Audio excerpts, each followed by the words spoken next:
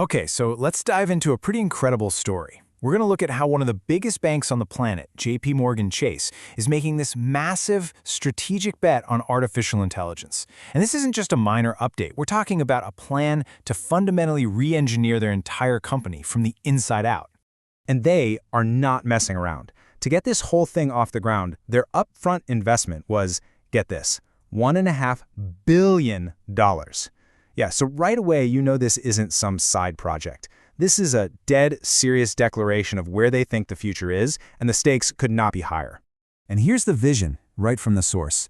The goal here is so much bigger than just giving people a few new apps. They're building a platform that is designed to evolve.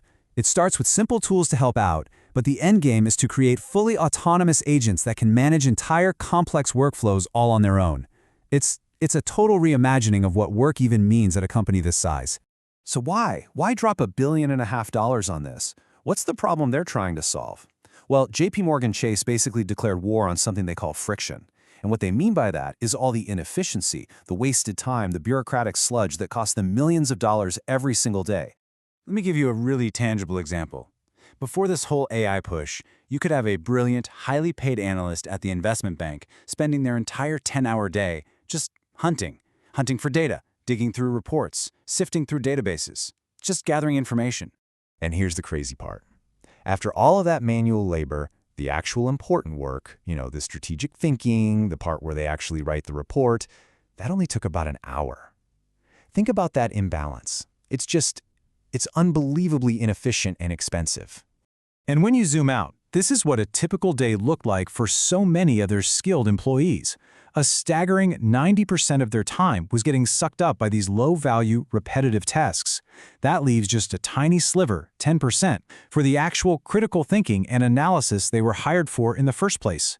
And this problem was absolutely everywhere. It wasn't just the analysts.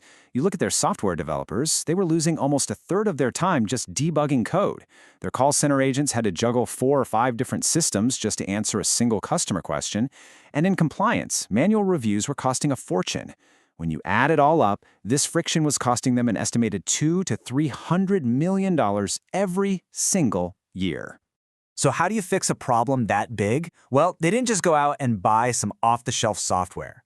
No, they decided to build their own AI platform, and they designed it with a very specific evolutionary path in mind, a path that takes their systems from just being helpful tools to becoming fully autonomous agents. And their whole strategy follows this really smart 3-stage model. So you start with assisted tools. That's where the AI makes suggestions, but a human makes the final call. Think document summarization. Then you level up to semi-autonomous agents. Here, the AI runs most of the process, but a human supervises the critical steps. And the final goal? Fully autonomous agents, where the AI just handles the entire workflow from start to finish. It's a really deliberate, controlled way to scale up. And this distinction is so important to understand. A simple AI tool is kind of like a calculator. You give it one prompt, it gives you one answer. But an AI agent, that's more like a project manager. It doesn't just do one thing. It orchestrates a whole series of complex, multi-step tasks to get a job done. So, the big question, did it actually work? Well, the numbers from the pilot programs kind of speak for themselves. Their call center agent, which they call EVE, was resolving customer issues 15% faster. Fraud AI got 26% better at spotting suspicious payments, and Dev AI slashed debugging time for their engineers by 20%.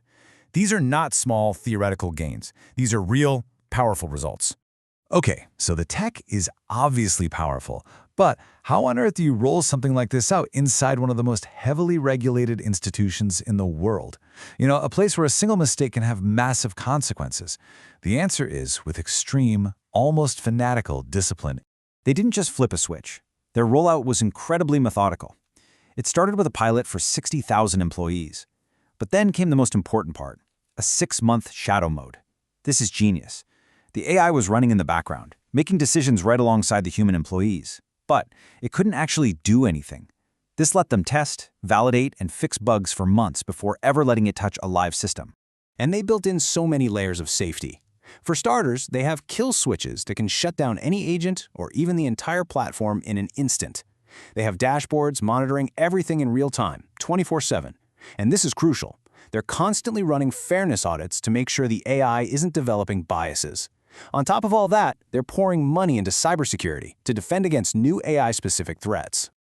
So when you put this all together, you realize this project was never just about saving money. It was about building a deep, long-term competitive advantage. A new kind of moat around their business that is going to be incredibly difficult for anyone else to copy. Let's talk about the returns for a second.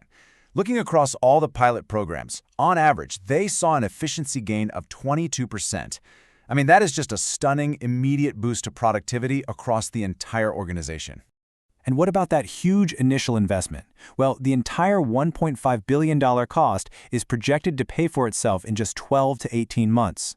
Now, to put that in perspective, for a big enterprise tech project, you're usually hoping for a payback in maybe 5 years if you're lucky. This is just exceptionally fast.